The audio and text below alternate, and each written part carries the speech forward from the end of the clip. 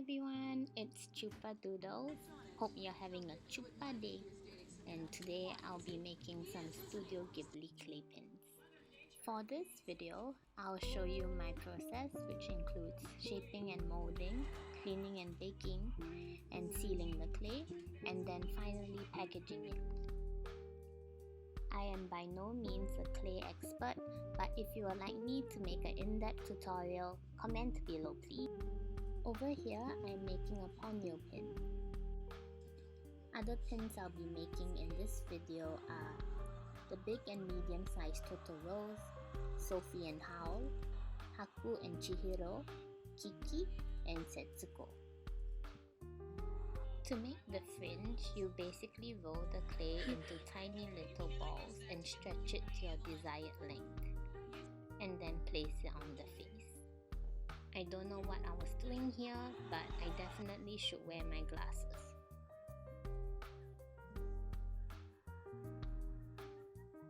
In the next part, there's a short time lapse of how I made Haku.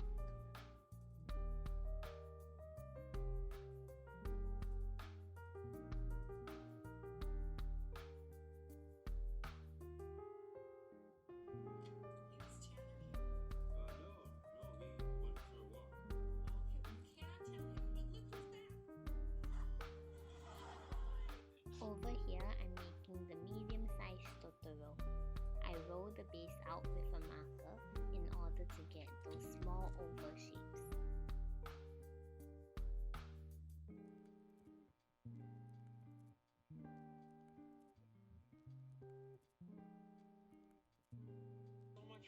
I think the Totoros were one of my favorite clay pins I made.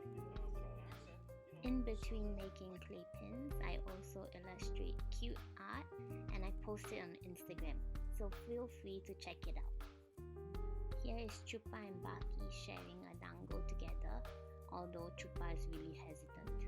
Before baking your clay pins, it's always good to clean them first with some alcohol.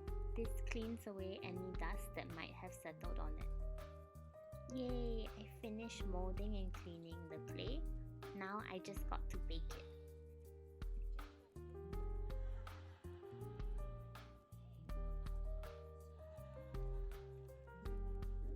Here is a clip of me cleaning some other Chupa pins I made previously, and then I'm just gonna coat it with resin. Dun dun dun! This is where it all went wrong, because when I coated it with this resin, it actually became very blotchy.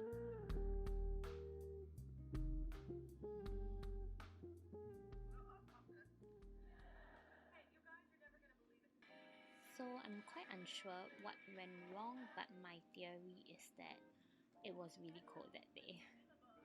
Next time, I'm just gonna use UV resin, so I'm just waiting for it to arrive right now. It's taking a long time, but I'll be patient.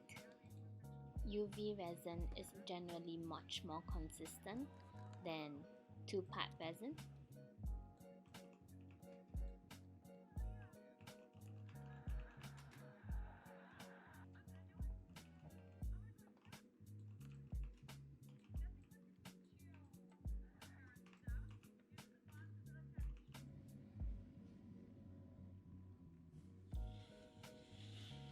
Let me show y'all what went wrong with my resin.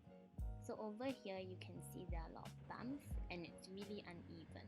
I was not happy with it. So I decided to sand off the resin that I could and coat the rest with polyurethane.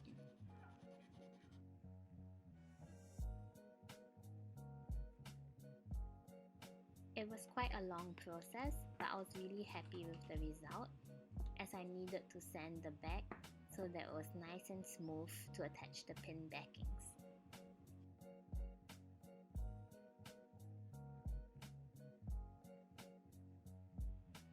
I'm just recoating Chupa over here.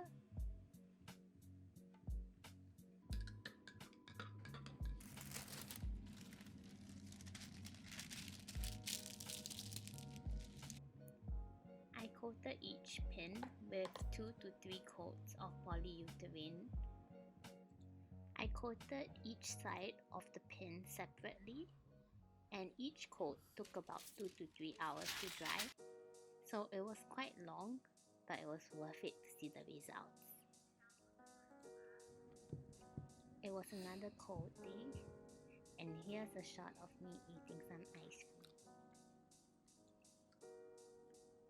Yay! It is all dried and done, so now I'm just gonna attach the pins to the back. Super turbo speed on.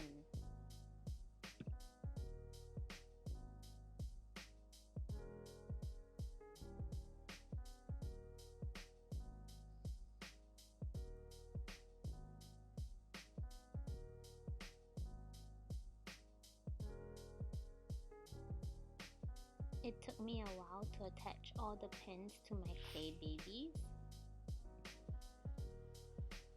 So today I designed the packaging for the clay pins, and I also cut it up with a cutter, and I proceeded to pin the pins onto the packaging.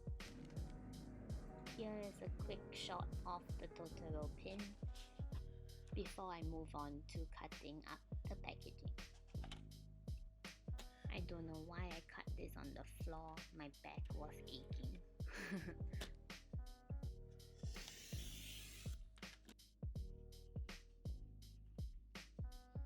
I'm just gonna cut the corners as I prefer that look, and then after that I will pin on the pins.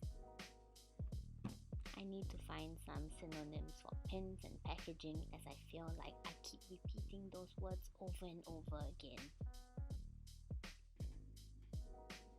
And it's done! To attach the clay pins, I attach the packing board onto a washi tape. This creates a hole where I can poke it with a smaller needle before going on with a thicker needle. After that, I attach the pin onto the packing board. I hope that makes sense, and I saw this from another video from Catnip, so credits to her.